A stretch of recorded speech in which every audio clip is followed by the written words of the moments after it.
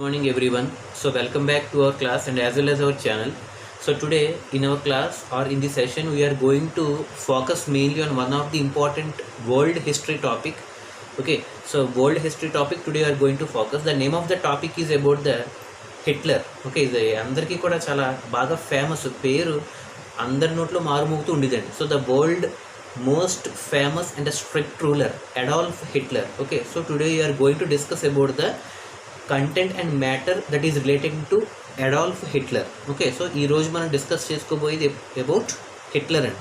So Hitler అసలు ఏ కంట్రీకి చెందినవాడు, సో పాలిటిక్స్లోకి ఏ విధంగా వచ్చాడు, ఏ పార్టీ పెట్టాడు, అలాగే ఏ మార్పులు తీసుకొచ్చాడు, ఏ ప్రిన్సిపల్స్ ఫాలో అయ్యారు, ఎవరిని అటాక్ చేయించాడు, సో అలాగే వరల్డ్ వార్కి ఏ విధంగా మీట్ అయ్యాడు. సో ఇవన్నీ కూడా today we are going to encounter all these facts pertaining to Adolf Hitler. So without wasting time, I am entering into the session.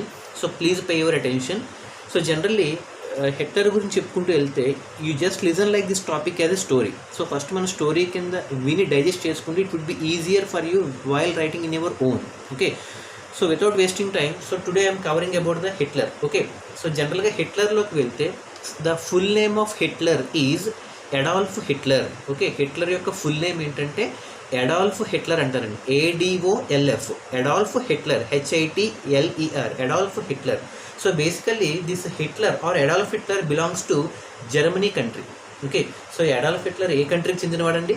Germany కంట్రీకి చెందినవాడు. So the full name of Hitler is Adolf Hitler. So basically this Adolf Hitler belongs to Germany country and finally he wanted to make Germany the supreme power in the world. అంటే తన country అయినటువంటి జర్మనీని number 1 పొజిషన్లో ఉంచుతూ మిగతా కంట్రీస్కి ఒక Germany అనేది ఒక మెయిన్ ఇంపార్టెంట్ ఆపోజిట్గా నిలబెట్టి దాన్ని ఒక నెంబర్ 1 పొజిషన్లో నించోబెట్టడానికి ట్రై చేశాడు. He's the only person who made the people of Germans to follow the rules strictly. అంటే ఈ హిట్లర్ అధికారంలో ఉన్నప్పుడు జర్మనీలో ఉన్న ప్రజలందరికీ కూడా ఇతనంటే భయం అండి బాగా. సో ఇతను ఉండగా తప్పు చేయడానికి కూడా వాళ్ళు భయపడేవాళ్ళు, ఎందుకంటే is a such strict ruler. Okay, so అసలు ఎవరిని తప్పు చేయనిచ్చేవాడు కాదు, అలాగే తప్పు చేసిన ఎవరిని క్షమించేవాడు కాదు, అలాగే ఇతనికి ఎవరైతే ఆపోజిట్గా ఉంటారో వాళ్ళందరినీ కూడా ఉండిచ్చేవాడు కాదు, అండ్ అలాగే మైనారిటీ కమ్యూనిటీస్ని కూడా అటాక్ చేస్తూ ఉండేవాడు. సో ఫైనల్లీ ఈ ప్రిన్సిపల్స్ అన్నీ కూడా అతనికి మొదట్లో బాగానే ఉండేవి, కానీ తర్వాత వచ్చేటప్పటికి యాంటీ అయిపోయి అట్ ద క్లైమాక్స్ ఇతను తన సపోర్టర్స్ ఎవరైతే ఉన్నారో వీళ్ళందరూ కలిపి సూసైడ్ చేసుకోవడం జరిగిందండి.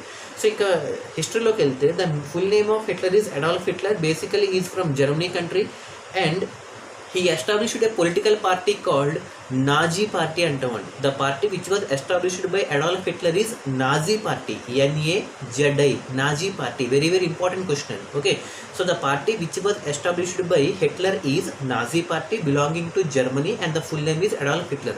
అయితే తిను రాజకీయాల్లోకి వచ్చినప్పుడు so first time he entered into politics in the year of 1928. Okay, so 1928లో జర్మనీ తరపున ఈ కంట్రీలో జర్మనీలో కూడా తిను కూడా ఒక మెంబర్ అవ్వాలని చెప్పి 1928లో he entered into the politics by establishing a party called Nazi party. అయితే ఫస్ట్ టైం ఎలక్షన్స్ జరుగుతాయి కదా, అవునా కదా. సో 1928లో ఫస్ట్ టైం ఎలక్షన్స్ జరిగినప్పుడు ఇతనికి అంత ఇంపార్టెన్స్ అండ్ ఫాలోయింగ్ రాలేదండి.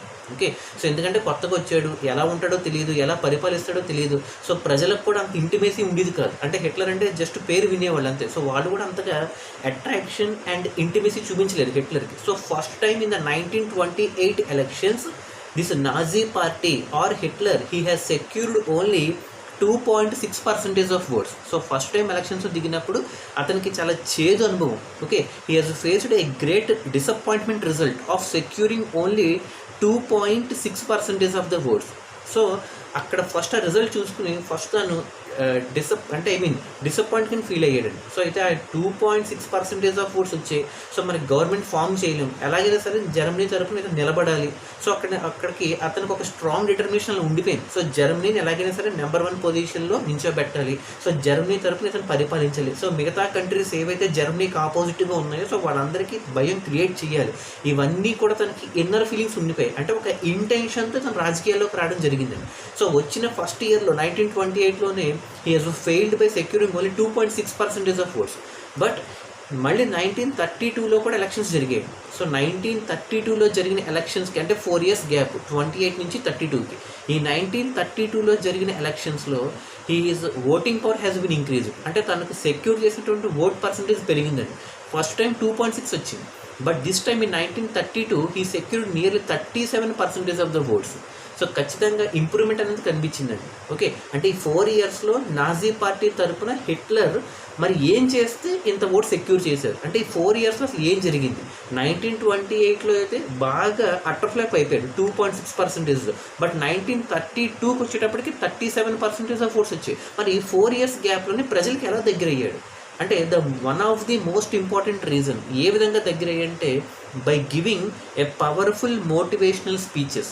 సో ప్రజలకి అట్రాక్ట్ చేస్తూ అంటే the main speciality of the హిట్లర్లో ఉన్నటువంటి the one and only speciality is having such a good power in motivating the people. ప్రజల్ని మోటివేట్ చేసే అంత ఎబిలిటీ తను ఒక్కడికి మాత్రమే ఉండేది.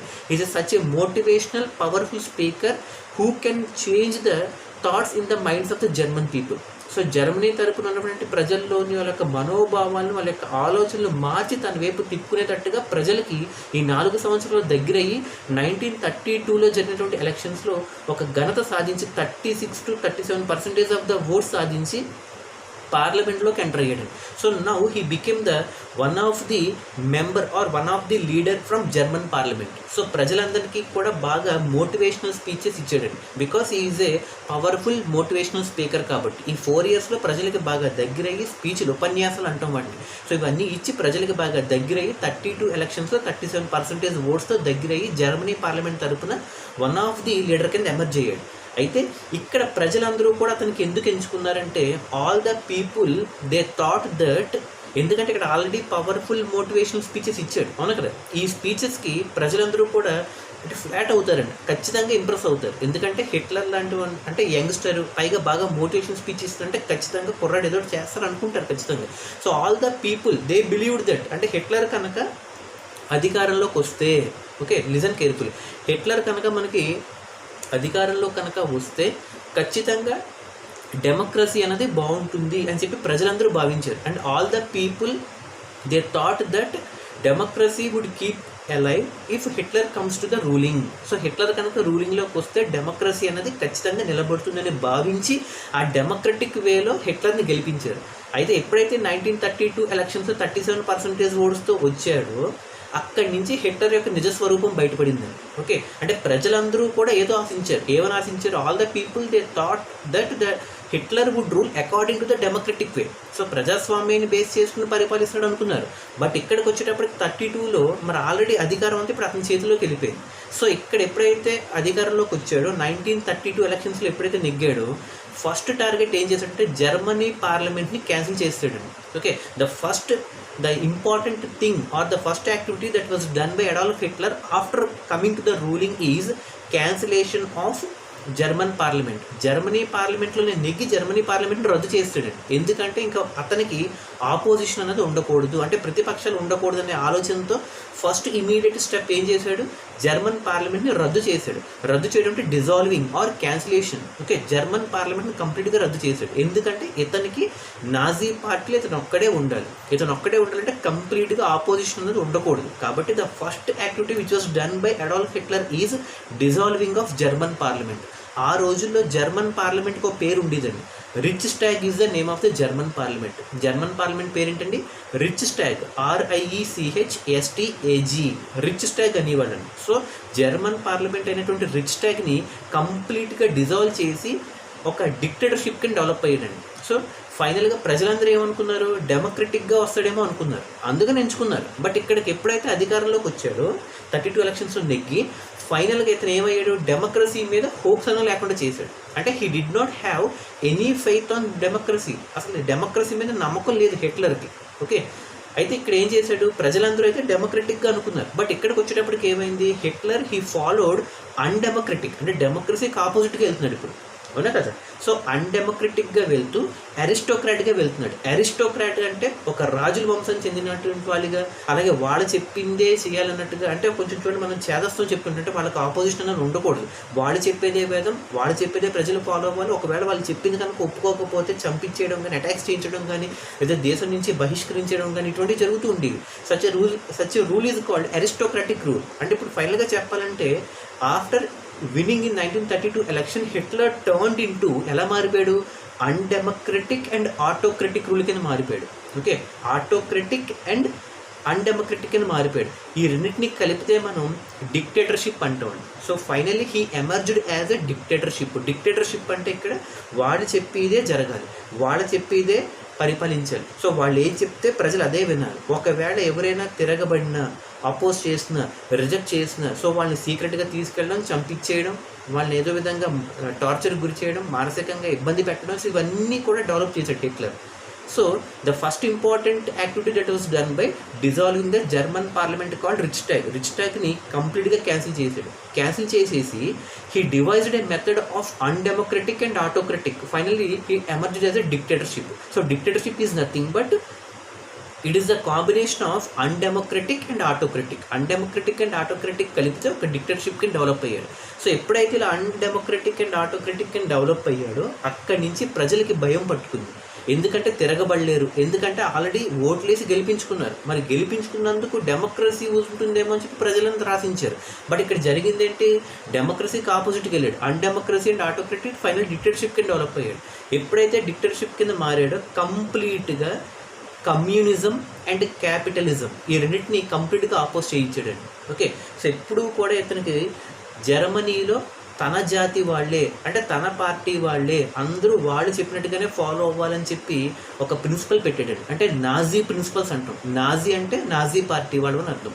అంటే జర్మనీలో ఉన్నటువంటి ప్రతి ప్రజలు కూడా నాజీ ప్రిన్సిపల్స్, అంటే నాజీ ప్రిన్సిపల్ అంటే వాళ్ళు ఫాలో అయ్యి మెజారిటీ ప్రిన్సిపల్స్ అంటాం వాటిని. అంటే నాజీ పార్టీ వాళ్ళు ఏవైతే ప్రిన్సిపల్స్ పెడతారో వాళ్ళు ఫాలో అయ్యేటట్టుగానే వాళ్ళ కులానికి తగ్గట్టు వాళ్ళు, వాళ్ళ జాతికి తగ్గట్టు వాళ్ళు పరిపాలించాలి. అంటే వాళ్ళు చెప్పేదే వేదం, వాళ్ళు చెప్పినట్టే చేయాలి అనేటట్టుగా ఒక సింగిల్ రూలింగ్లోకి తీసుకొచ్చాడు. సో ఇలా తీసుకురావడం వల్ల ప్రజలందరికీ కూడా భయం పట్టుకుంది. తిరగబడలేరు, అపోజ్ చేయలేరు. ఎవరైనా తిరగబడితే వాళ్ళని ఒక కిల్లింగ్ సెంటర్స్ ఉండేవి, అంటే అక్కడ తీసుకెళ్ళి చంపించేస్తూ ఉండేవాడు. సో వాటిని మనం కాన్సన్ట్రేషన్ క్యాంప్స్ అంటాం. కాన్సన్ట్రేషన్ క్యాంప్, ఓకే, కాన్సన్ట్రేషన్ క్యాంప్స్కి తీసుకెళ్ళడం, అక్కడ ఒక గ్యాస్ ఛాంబర్స్ ఉంటాయి, ఆ గ్యాస్ ఛాంబర్స్లో మనుషులు పెట్టి చంపించేయడం. సో ఇటువంటివన్నీ కూడా చేస్తూ ఉండేవాడు Adolf Hitler. So with the supporters of Nazi party. So Nazi పార్టీని బేస్ చేసుకుని ప్రజల్లో భయాన్ని తీసుకొచ్చాడు. మీకు డౌట్ రావచ్చు, ఎగుతలా ఎందుకు వెళ్తున్నాడు, అసలు జర్మనీ అసలు ఎందుకు ప్రజలు ఎంత ఇబ్బంది పెట్టాడు, so what might be the reason, అసలు రీజన్ ఏమై ఉండొచ్చు, ఎందుకు ఇలా బిహేవ్ చేస్తుంటే అన్నది మీకు వరల్డ్ వార్స్ కాన్సెప్ట్ నేను చెప్పినప్పుడు నేను చెప్తానండి. అసలు హిట్లర్ ఎందుకు ఎంతలా తయారయ్యాడు, మొదట్లో ఎలా ఉన్నాడు, తర్వాత ఎందుకు ఇలా అయ్యాడు అనేది ప్రిన్సిపల్స్, అంటే మీకు మెయిన్ ఫండమెంటల్ అని నేను వరల్డ్ వార్స్ కాన్సెప్ట్ అంటే within today or tomorrow we shall discuss that one. Okay, ఎందుకు ఎంతలా మారిపోయిందని నేను చెప్తాను. Okay, don't worry about that one. అయితే ఇక్కడ ఎప్పుడైతే ఇలా మారిపోతున్నాడో 1932లో విన్ అయ్యాడు, అవునా కదా. 1933కి వచ్చేటప్పటికి అధికారంలోకి వచ్చాడు, కంప్లీట్గా పవర్లోకి వచ్చాడు. అంటే నేను అధికారంలోకి వస్తున్నాను అని చెప్పి ఒక యాక్ట్ రూపంలో ప్రజలకు తెలియజేశాడు. That act name is called enabling act అంటుందని. ఏమంటాం, enabling, ENABLING, enabling, ENABLING ACT, enabling act అంటాం. ఈ ఎనేబులింగ్ యాక్ట్ ద్వారా హిట్లర్ అధికారంలోకి వచ్చాడు and he emerged as one of the dictator. Okay, so dictator కింద డెవలప్ అవుతూ డిక్టేటర్షిప్ని డెవలప్ చేస్తూ అధికారంలోకి వచ్చినటువంటి యాక్ట్నే మనం ఎనేబులింగ్ యాక్ట్ అంటాం. ఇది ఎప్పుడు వచ్చింది అంటే March 3rd, 1933, 1933.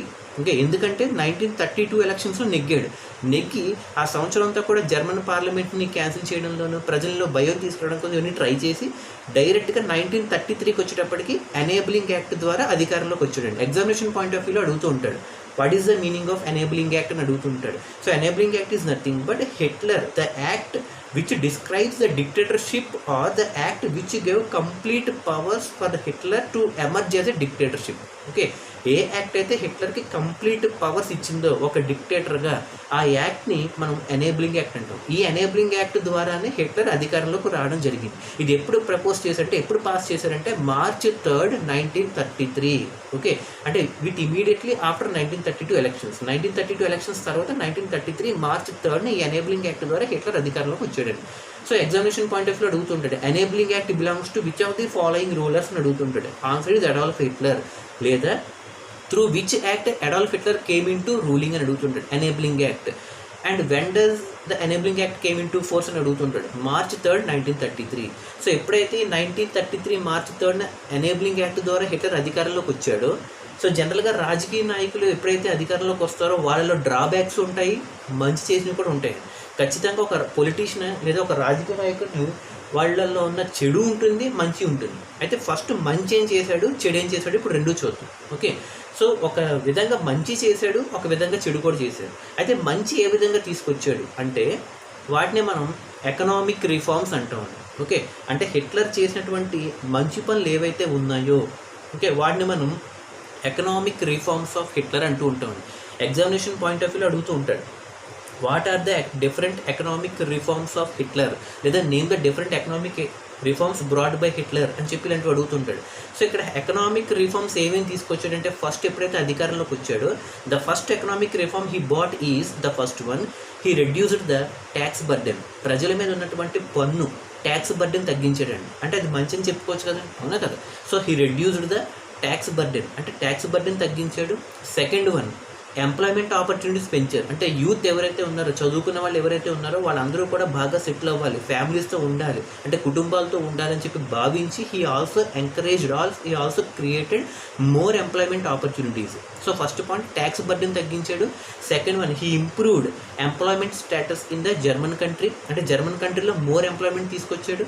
థర్డ్ వన్, ఒక కంట్రీ ఒకవేళ జర్మనీ మీద అటాక్ చేస్తే మనం వార్ ఇండస్ట్రీని రెడీ చేసుకోవాలి, అంటే యుద్ధానికి సంబంధించిన రంగం. అంటే he also developed war industry, అంటే యుద్ధానికి కావాల్సిన సైన్యాన్ని, వీరంగాన్ని కూడా రెడీ చేశాడు. Okay, he also developed war industry, he reduced the tax burden on the people and he created more employment opportunities. And finally ఎవరైతే తనకు ఆపోజిట్గా ఉంటారో పొలిటీషియన్స్ కానీ, పొలిటికల్ పార్టీస్ కానీ, ట్రేడ్ యూనియన్స్ కానీ, స్ట్రైక్స్ అంటే బంధులు కానీ, ఇటువంటివన్నీ కూడా కంప్లీట్గా బ్యాన్ చేశాడు. He banned all the strikes, trade unions and political parties and politicians. So వీళ్ళందరినీ బ్యాన్ చేసి సింగిల్ లీడర్ కింద వచ్చాడు కాబట్టి అతన్ని డిక్టేటర్ అని చెప్తున్నాడు. డిక్టేటర్ అంటే ఇతను ఒక ఇంటెన్షన్తో వచ్చాడు, అవునా కదా. ఆ ఇంటెన్షన్ అంటే మీకు లాస్ట్లో చెప్తాను, అలా ఎందుకు చేస్తున్నాడు ఇదంతా. So these are the main economic reforms that were brought by Adolf Hitler. So tax burden అవ్వచ్చు, ఎంప్లాయ్మెంట్ ఆపర్చునిటీస్ అవ్వచ్చు, అండ్ అలాగే దాంతోపాటు వార్ ఇండస్ట్రీ డెవలప్ చేసాడు. అండ్ దాంతోపాటు పొలిటికల్ పార్టీస్ కానీ, స్ట్రైక్స్ కానీ, పొలిటీషియన్స్ కానీ, ట్రేడ్ యూనియన్స్ కానీ, ఇటువంటివన్నీ కూడా కంప్లీట్గా బ్యాన్ చేసి ప్రజలకి నాజీ పార్టీ ఒకటే దిక్కు అనేటట్టుగా ఒక సింగిల్ రూలింగ్లో తీసుకొచ్చినటువంటి the great leader is Adolf Hitler. Okay, so these are the good points or economic reforms made by Hitler. But ఇక్కడ ఇంకో సైడ్ చూసుకుంటే నేను చేసినటువంటి మెయిన్ మిస్టేక్ ఏంటంటే కాన్సన్ట్రేషన్ క్యాంప్స్ అని చెప్పి ఉంటాయి. ఇందాక చెప్పుకున్నట్టుగా కాన్సన్ట్రేషన్ క్యాంప్ అంటే ఎవరైనా అపోజ్ చేసినా, హిట్లర్కి ఆపోజిట్గా వెళ్ళినా, ఇది తప్పు అని చెప్పి నిలదీసిన, రిజెక్ట్ చేసిన, సో వాళ్ళని సీక్రెట్గా తీసుకెళ్ళడం, ఒక గ్యాస్ ఛాంబర్లో పెట్టడం, వాళ్ళని కాల్చి బూడి చేసి చంపేయడం. సో ఇటువంటి వాటిని మనం కాన్సన్ట్రేషన్ క్యాంప్స్ అంటాం.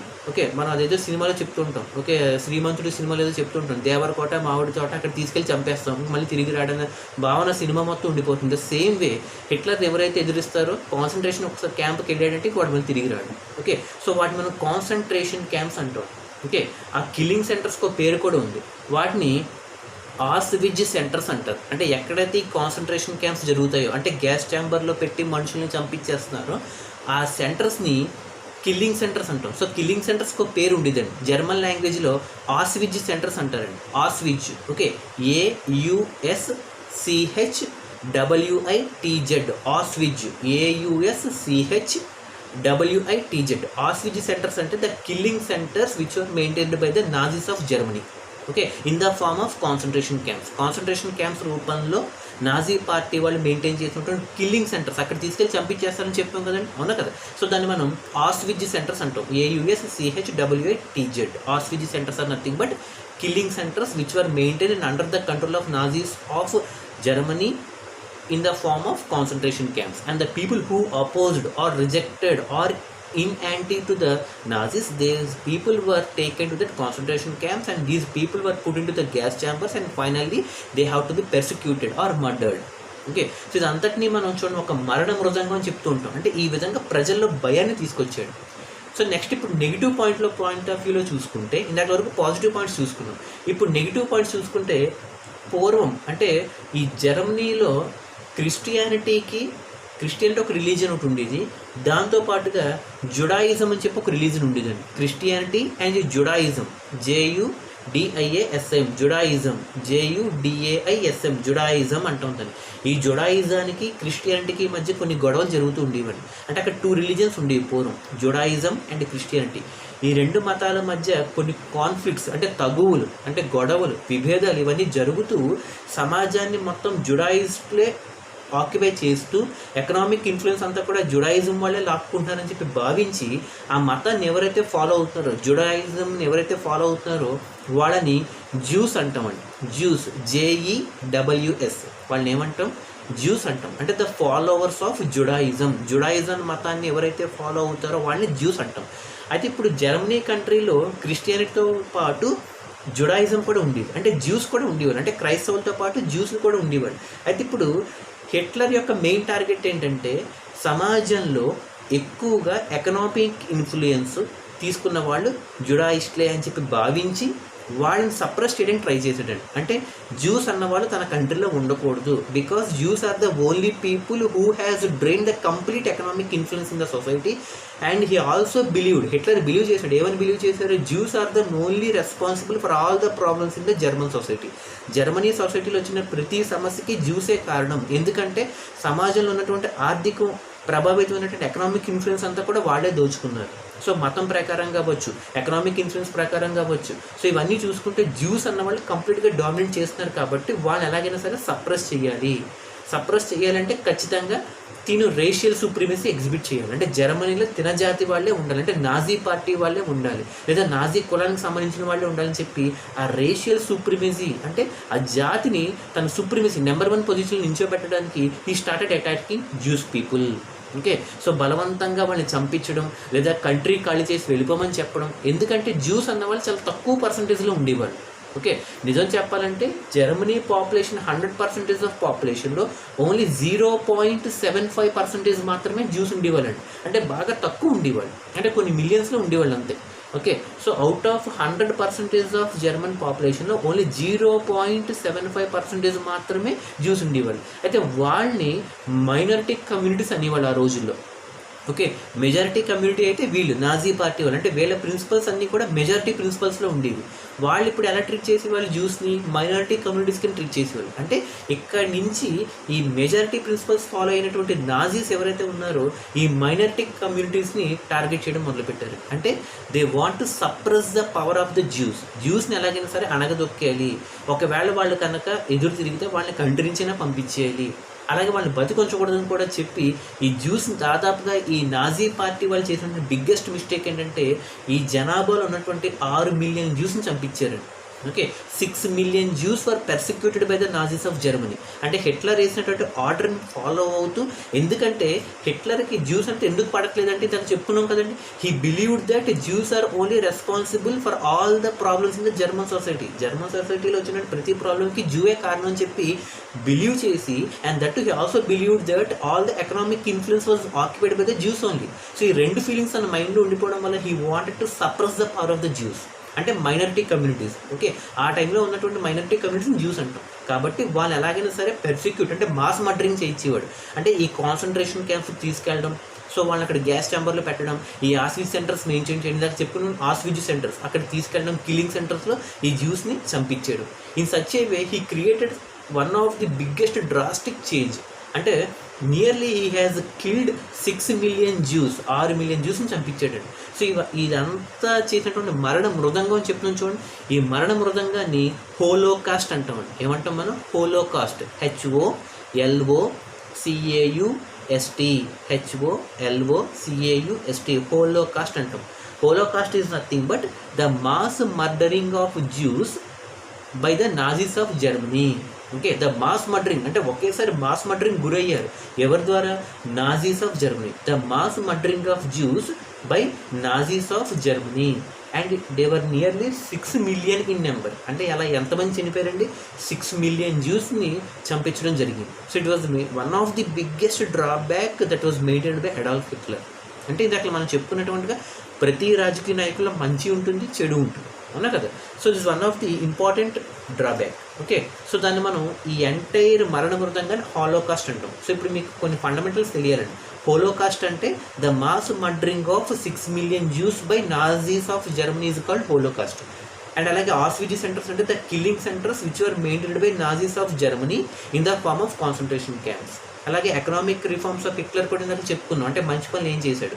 అలాగే ఏ మతం వాళ్ళని టార్గెట్ చేశాడంటే జ్యూస్ మతం వాళ్ళని. అలాగే ఏ ప్రాసెస్కి ఆపోజిట్గా వెళ్ళాడంటే కమ్యూనిజం అండ్ క్యాపిటలిజం. ఈ రెండు సిద్ధాంతాలకి కూడా ఆపోజిట్ అంటే విరుద్ధంగా వెళ్ళాడండి, అంటే కంప్లీట్గా ఆపోజిట్గా వెళ్ళడం జరిగిందండి. Okay, Hitler. Okay, so the next one is about the security forces. అంటే ప్రజలకి తెలియకుండా ప్రజల్లోనే ఉంటూ ఒక సెక్యూరిటీ ఫోర్సెస్ని కూడా రన్ చేశాడు. అంటే ప్రజలకి ఎవరికి తెలియదు, వాడు పోలీస్ ఆఫీసరో తెలియదు, పొలిటీషియన్ తెలియదు, కామన్ పీపుల్ తెలియదు. అలాగా కొంతమంది సెక్యూరిటీ సిస్టమ్ని డెవలప్ చేసి ఒక మంచి పని చేశాడండి. అంటే ప్రజల్లో ఉన్నటువంటి భావోద్వేగాలు, వాళ్ళు ఏమనుకుంటున్నారు తెలుసుకోవడానికి కూడా హీ ఆల్సో ఇంప్లిమెంటెడ్ సెక్యూరిటీ సిస్టమ్స్ని కూడా డెవలప్ చేశాడు. అంటే without knowing to the minds of the people, ప్రజల యొక్క ఆలోచనకు అందుబాటులో కూడా దొరకకుండా he wanted to keep a secret లీడర్స్ని పెడుతూ వాళ్ళ యొక్క ఫీడ్బ్యాక్స్ తీసుకుంటూ ఉండేవాడు. ఓకే, సో అటువంటి సెక్యూరిటీ సిస్టమ్స్ని 3 టైప్స్ కింద డివైడ్ చేశాడండి. ఒకటి గెస్టాపో.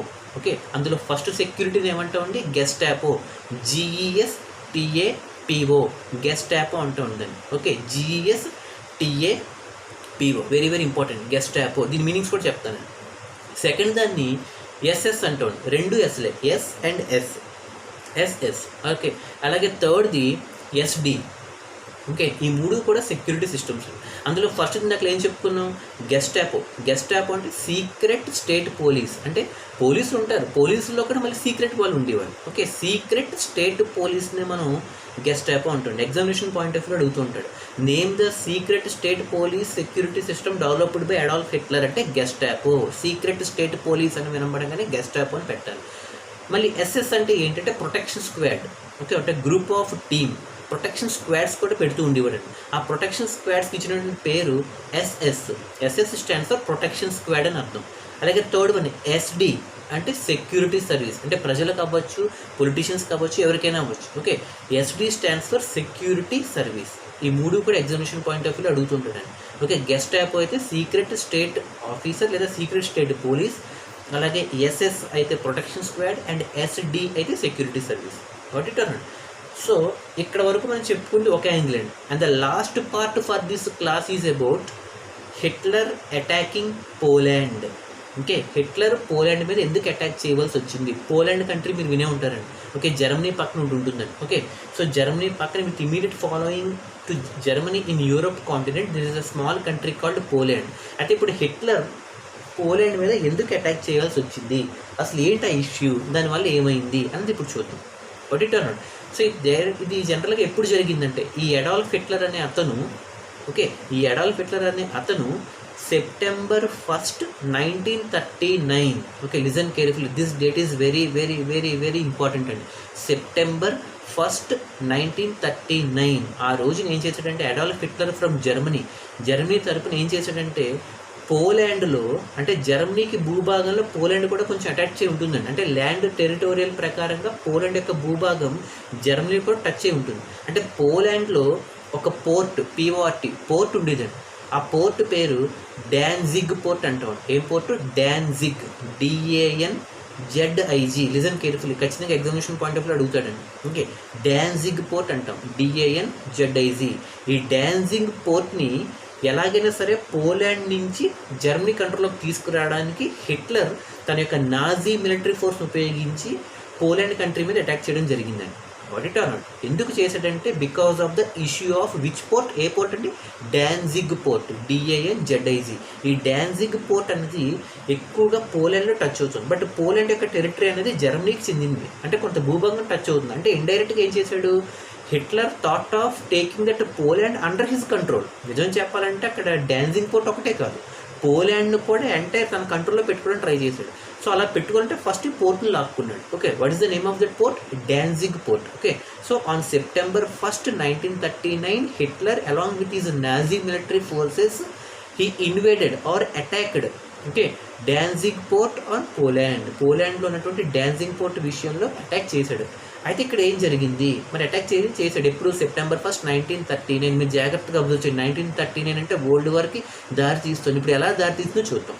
ఓకే, సో పోలాండ్ మీద అటాక్ చేశాడు. అయితే ఇప్పుడు పోలాండ్కి సపోర్ట్ చేస్తూ కొన్ని కంట్రీస్ ఉంటాయి, ఎందుకంటే పోలాండ్ కొన్ని అగ్రిమెంట్స్ పెట్టుకుంటుంది, అవునా కదా, అంటే సీక్రెట్ అలయన్సెస్ అంటాం వాటిని. మీకు ఇదివరకు ప్రీవియస్ క్లాసెస్లో చెప్పానండి. సీక్రెట్ అలయన్స్ అంటే without knowing to third country, మూడో కంట్రీకి తెలియకుండా ఒక కంట్రీ ఇంకో కంట్రీతో రహస్యంగా చేసుకున్నటువంటి ఒప్పందం, అంటే రహస్య కూటములు అంటాం వాటిని, సీక్రెట్ అలయన్స్. అలా ఎప్పుడైతే ఈ జర్మనీకి చెందినటువంటి హిట్లర్ పోలాండ్ మీద అటాక్ చేశాడంటే జర్మనీ అటాకింగ్ పోలాండ్ అనే వస్తుంది, అవునా కదా. ఈ పోలాండ్కి ఆల్రెడీ ఒక అలయన్స్ ఉండేదండి, సీక్రెట్ అలయన్స్. ఈ అలయన్స్ ప్రకారంగా ఈ పోలాండ్ ఎవరితో అలయన్స్లో ఉండేదంటే బ్రిటన్ అంటే ఇంగ్లాండ్ అండి. ఓకే, అంటే ఈ పోలాండ్కి ఒక అలయన్స్ ఒకటి ఉండేది, సీక్రెట్ అలయన్స్. ఎవరు వాళ్ళకి? బ్రిటన్, ఇంగ్లాండ్తో పాటు ఫ్రాన్స్ కూడా ఉండేదండి. అంటే ఇప్పుడు మీరు జనరల్గా అబ్జర్వ్ చేస్తే ఇప్పుడు పోలాండ్కి సపోర్ట్ చేస్తూ ఇంగ్లాండ్, ఫ్రాన్స్ రెడీగా ఉంది, అవునా కదా. సో ఇంగ్లాండ్, ఫ్రాన్స్ పోలాండ్కి మద్దతుగా ఉంది. కానీ ఇక్కడ అటాక్ చేసిన వాళ్ళు ఎవరు? హిట్లర్ అటాక్ చేశాడు ఫ్రమ్ జర్మనీ. అంటే జర్మనీ తరపున హిట్లర్ వచ్చి పోలాండ్ మీద అటాక్ చేస్తే ఆల్రెడీ పోలాండ్కి సపోర్ట్గా ఎవరున్నారు? ఇంగ్లాండ్, ఫ్రాన్స్ ఉంది. ఈ ఇంగ్లాండ్, ఫ్రాన్స్తో పాటు రష్యా కూడా ఉండేదండి. అంటే ఇంగ్లాండ్, ఫ్రాన్స్ అండ్ రష్యా ఈ మూడింటిని కలిపి మనం ట్రిపుల్ ఎంటెంట్ అంటాం. ఏ గ్రూప్ అంటాం వాటిని? Triple entente. ట్రిపుల్ అంటే ముగ్గురు, ట్రిపుల్. ఓకే, ఎంటెంట్ అంటే group, ENTENTE, triple entente. Triple entente అంటే ఏ కంట్రీస్ వస్తాయి? England, France, Russia. England, France, Russia కలిపి ఒక ట్రిపుల్ ఎంటెంట్ కింద ఉన్నాయండి. ఈ ట్రిపుల్ ఎంటెంట్ ప్రకారం ఈ ఇంగ్లాండ్, ఫ్రాన్స్, రష్యా ఇప్పుడు ఎవరికి సపోర్ట్ చేయాలి? పోలాండ్కి సపోర్ట్ చేయాలి. అయితే ఇక్కడ జర్మనీ అన్నవాళ్ళు వీళ్ళు దీని మీద అటాక్ చేశారు కాబట్టి ఈ ఇంగ్లాండ్, ఫ్రాన్స్, రష్యా ఇక్కడ ఆపోజిట్గా ఉన్నాయి ఇప్పుడు. సో ఫైనల్గా ఇప్పుడు చూడండి, మీరు జాగ్రత్తగా అబ్జర్వ్ చేసి ఒక్కొక్క కంట్రీ ఇప్పుడు ఇన్వాల్వ్ అవుతుంది. పోలాండ్ మీద అటాక్ చేసి ఇప్పుడు ఈ మూడు ఊరుకో, ఖచ్చితంగా ఈ మూడు కూడా ఇన్వాల్వ్ అవుతాయి. ఈ మూడు కనుక ఇన్వాల్వ్ అయితే అంటే ట్రిపుల్ ఎంటెంట్ కనుక ఇన్వాల్వ్ అవుతాయి. ట్రిపుల్ ఎంటెంట్ అంటే ఏం చెప్పాం? England, France, Russia by giving support to పోలాండ్తో కనుక కలిస్తే ఇప్పుడు 4 కంట్రీస్ అవుతాయి. ఈ 4 కంట్రీస్ ఇప్పుడు ఎవరి మీద అటాక్ చేయాలి? ఇప్పుడు ఖచ్చితంగా they have to attack mainly Germany. మరి ఇక్కడ జర్మనీకి కూడా మరొక అలయన్స్ ఉండాలి ఖచ్చితంగా, అవునా కదా. సో జర్మనీకి కూడా ఒక అలయన్స్ ఉండాలి. అయితే ఆ అలయన్స్ ఏంటంటే ఇప్పుడు జర్మనీకి సపోర్ట్గా ఆస్ట్రియా ఉండేదండి. ఓకే, ఆస్ట్రియా, ఇటలీ ఈ రెండు ఉండేదానికి. ఎవరికి? జర్మనీకి. అంటే ఇప్పుడు మీరు జాగ్రత్తగా అబ్జర్వ్ చేస్తే జర్మనీ, ఆస్ట్రియా, ఇటలీ ఒక పేరు, ఇంగ్లాండ్, ఫ్రాన్స్, రష్యా ఒక పేరు, మధ్యలో పోలాండ్ నలిగిపోతుంది, అవునా కదా. అంటే ఇప్పుడు జర్మనీ, ఆస్ట్రియా, ఇటలీ ఈ మూడింటిని కలిపి మనం ట్రిపుల్ అలయన్స్ అంటామండి. సో ట్రిపుల్ అలయన్స్ అంటే జర్మనీ, ఆస్ట్రియా, ఇటలీ ఈ మూడింటిని కలిపి triple alliance. England, France, Russia కలిపి ట్రిపుల్ ఎంటెంట్. ఇప్పుడు మీరు జాగ్రత్తగా అబ్జర్వ్ చేస్తే మ్యాక్సిమం కంట్రీస్ అన్ని ఇన్వాల్వ్ అయిపోయి చూసుకోండి ఇప్పుడు. అంటే జర్మనీ తరపున సపోర్ట్ ఇవ్వడానికి ఆస్ట్రియా, ఇటలీ ఈ రెండు రెడీగా ఉన్నాయి అకార్డింగ్ టు ట్రిపుల్ అలయన్స్. పోలాండ్కి సపోర్ట్ ఇవ్వడానికి England, France, Russia from triple entente. ఇప్పుడు ఫైనల్గా అబ్జర్వ్ చేసి సీక్రెట్ అలయన్స్ అన్ని కంట్రీస్ వచ్చాయి చూసుకోండి, జర్మనీ, ఆస్ట్రియా, ఇటలీ, అవునా కదా. అలాగే పోలాండ్ సపోర్ట్గా ఇంగ్లాండ్, ఫ్రాన్స్, రష్యా నెమ్మదిగా అన్ని కంట్రీస్ ఇన్వాల్వ్ అవుతూ హిట్లర్ ఆపోజిట్గా ఉన్నటువంటి జర్మనీ మీద అటాక్ చేయడానికి రెడీ అవుతుంది. So this is the main immediate cause of world war 2. కాబట్టి వరల్డ్ వార్ 2 ఎందుకు స్టార్ట్ అయిందంటే the main reason, immediate reason is Hitler attacking Poland on September 1st, 1939 is the main reason for starting of the world war 2. కాబట్టి world war 2 start అవడానికి immediate cause ఇదే అండి. Immediate cause is Hitler attacking on Poland on September 1st, 1939. Okay, on the issue of Danzig port మీద attack చేయడంతో ఈ world war 2 అనేది start అయింది. So this is the main immediate cause of world war 2. Examination point of view అడుగుతాడండి, what was the immediate cause of world war 2 అంటే on September 1st, 1939 Hitler of Germany attacked Poland on the issue of Danzig port so that the secret alliances came into the force and finally it led to the world wars. కొట్టిటారండి. So ఈ విధంగా Germany అనేది world war 1కి responsible అయింది, world war 2కి responsible అయింది. అలాగే triple alliance and triple entente. ఈ ట్రిపుల్ అలయన్స్లోకి ఏమేమి వస్తాయి? Germany, Austria, Italy. అలాగే ట్రిపుల్ ఎంటెంట్లోకి ఏమొస్తాయి? England, France, Russia. Examination point of వ్యూలో ఖచ్చితంగా అడుగుతాడు. సో ఇప్పుడు triple alliance plus triple entente కలిపి మనం సీక్రెట్ అలయన్సెస్ అంటాం. సో సీక్రెట్ అలయన్సెస్లో మనకి 2 groups, triple alliance and triple entente. Got it or not? So the next topic will be discussed very interestingly about the world war. ఎప్పుడు అసలు world war 1 ఎలా start అయిందో tomorrow class you can discuss that one. Until then take care, have a nice day.